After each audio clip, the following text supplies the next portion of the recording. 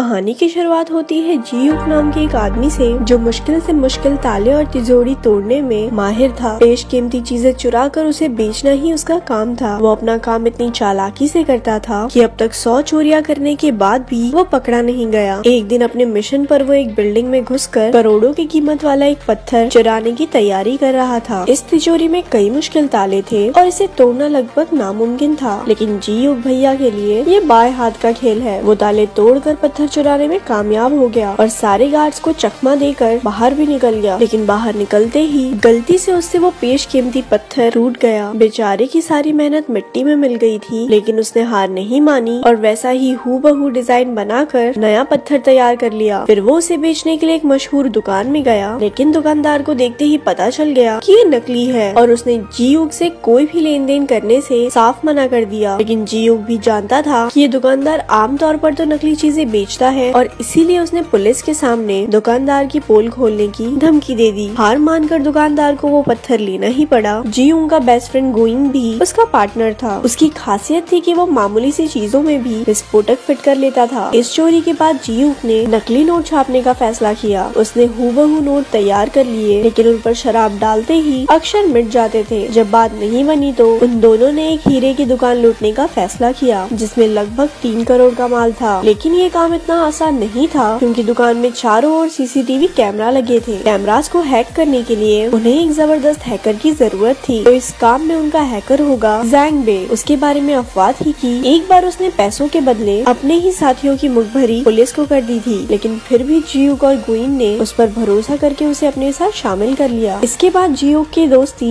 यूना नाम की एक लड़की से हो गई, जो ऐसी कीमती चीजों की एक्सपर्ट थी। दोनों घूमने गए, जहाँ जीयूक ने उसके गले का हार देखा जो यूना के पिता ने उसे तोहफे में दिया था। इसके बाद दोनों एक ज्वेलरी की दुकान पर हार की जांच करवाने गए, जहां उन्हें पता चला कि उस हीरे की कीमत लाखों में है। उसी वक्त सबसे नजरें चुराकर जीयूक ने एक बैग सोफे के नीचे खिसका दिया और वहां से चलता बना। फिर वो एक और दुकान से जांच कराने गए और वहां भी यही नतीजा निकला। ये वही दुकान है जहां जीयूक चोरी करने का प्लान बना रहा है। उसने याद रख लिया कि सीसीटीवी कैमरा कहाँ लगे हैं, कितने कमरे हैं और कितने गार्ड्स मौजूद हैं। अंत में उसने हिसाब लगाया कि उन्हें 10 मिनट के अंदर अंदर ये चोरी पूरी करनी होगी। चोरी वाले दिन यूक जो बैग दुकान में छोड़कर गया था, उसमें विस्फोट हो गया, जिससे सारे गार्ड्स का ध्यान भटक गया। उसी वक्त सैंग बे ने अपने शातिर दिमाग से सारे सीसीटीवी कैमरास हैक कर लिए ताकि जीयूक और गुइन अंदर जा सके। उसने अलार्म सिस्टम भी बंद कर दिया, जिससे तिजोरी को हाथ लगाने पर गार्ड्स को बिल्कुल पता न चले। लेकिन जितना टाइम उन्होंने सोचा था, गार्ड्स तो उससे पहले ही लौट आए और गुइन ने उनकी गाड़ी का शीशा तोड़कर उनका ध्यान भटकाए रखा। उधर जीयूक तिजोरी से सारे हीरे चुरा कर फरार हो गया। बाद में तीनों ने मिलकर जम के जश्न मनाया। अगले दिन हीरो के मालिक चो को चोरी की खबर मिली तो वो आग बबूला हो गया, लेकिन वो इन चोरों की काबिलियत से इम्प्रेस भी हो गया कि इतनी कड़ी सिक्योरिटी में से भी हीरो पर हाथ साफ कर गए। जो असल में एक करोड़पति बिजनेसमैन और एक गैंगस्टर था, जिसने न जाने कितने लोगों का खून किया था। वो खुद भी एक बड़ी चोरी की तैयारी कर रहा था और इसीलिए उसे ऐसे ही शातिर चोरों की तलाश थी। उसने कई किडनैपर्स और ताला तोड़ने वालों को टेस्ट किया, लेकिन कोई भी उसके काम के लायक नहीं था। लेकिन अब वो समझ गया था कि जिन चोरों ने इस चोरी को अंजाम दिया है, वो उसके काम में बिल्कुल सही बैठेंगे। इसीलिए उसने अपने सारे आदमियों को इन चोरों को ढूंढने में लगा दिया। अगले कुछ दिनों तक उसके आदमियों ने हर हीरे के दुकान पर नजर रखी और जल्द ही उन्हें जीयूक और उसके ठिकाने का पता चल गया। चो ने उन तीनों से मुलाकात की और अपने चोरी में हिस्सेदार बनाने के लिए उन्हें 5% कमीशन देने का वादा किया। वैसे इनके पास ज्यादा चॉइस है नहीं, क्योंकि इन्होंने अगर मना किया तो चो इनके पूरे परिवार को मार डालेगा। आखिरकार जीयूक मान गया और चो ने उन्हें बताया कि लगभग 150 करोड़ का काला धन शिप के जरिए कोरिया में आने वाला है। जहाँ ये शिप आकर रुकेगी, वहाँ दुनिया का सबसे तगड़ा सिक्योरिटी सिस्टम है। इसके लिए चो ने उन्हें फूड कूपन्स दिए। चो चाहता है कि वो तीनों इन फूड कूपन्स का इस्तेमाल करके इस चोरी को अंजाम दे। इसके बाद जीयूक ने प्लान बनाना शुरू कर दिया, क्योंकि ये उसकी आज तक की सबसे बड़ी चोरी होने वाली थी। उधर चो ने सैंग को अलग से बुलाकर उसे ज्यादा पैसा देने का वादा किया ताकि वो जीयूक और गोइन पे नजर रखे, क्योंकि आखिर कोई चोरों पे भरोसा करे तो करे कैसे। उधर पुलिस अभी भी हीरो के चोर को ढूंढ रही थी। उन्होंने सीसीटीवी फुटेज में देखा कि जीयूक ने ही वो बैग दुकान में रखा था। वो उसका पता ढूंढकर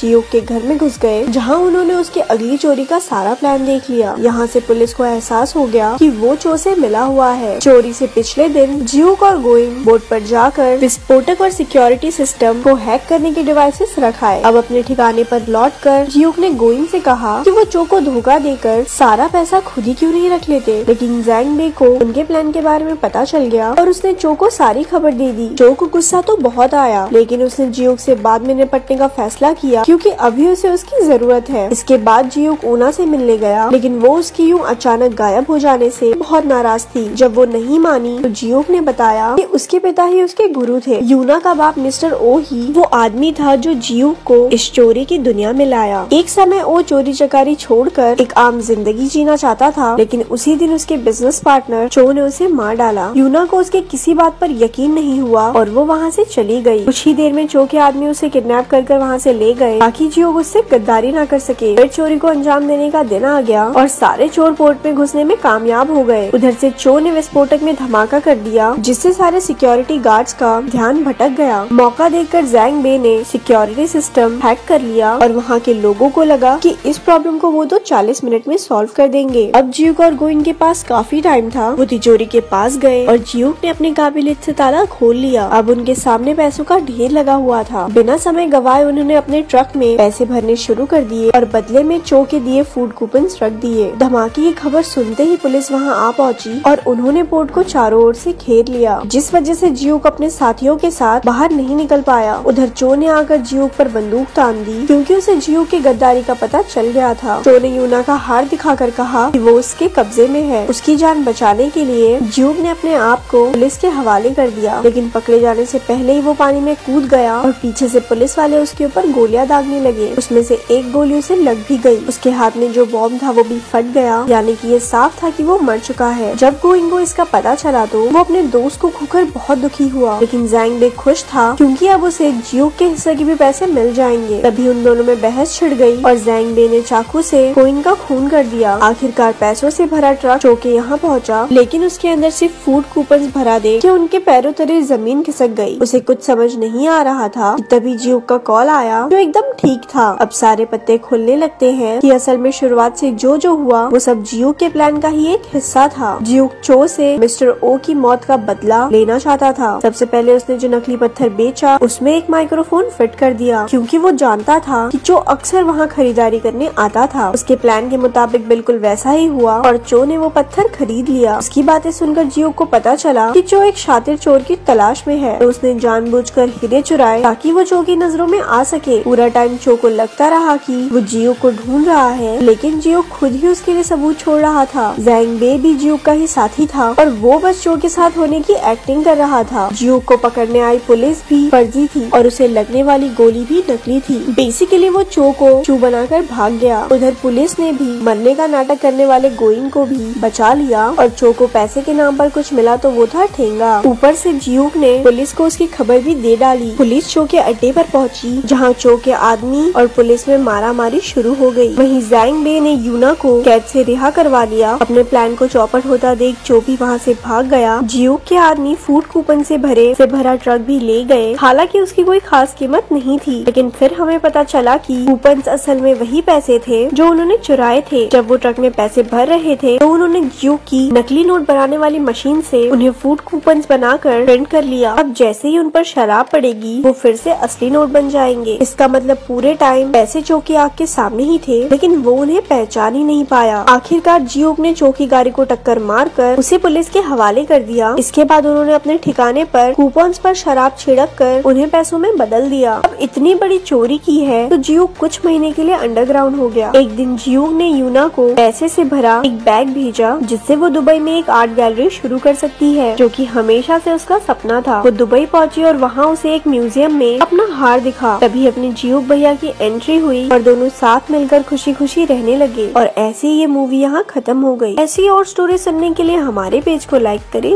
धन्यवाद।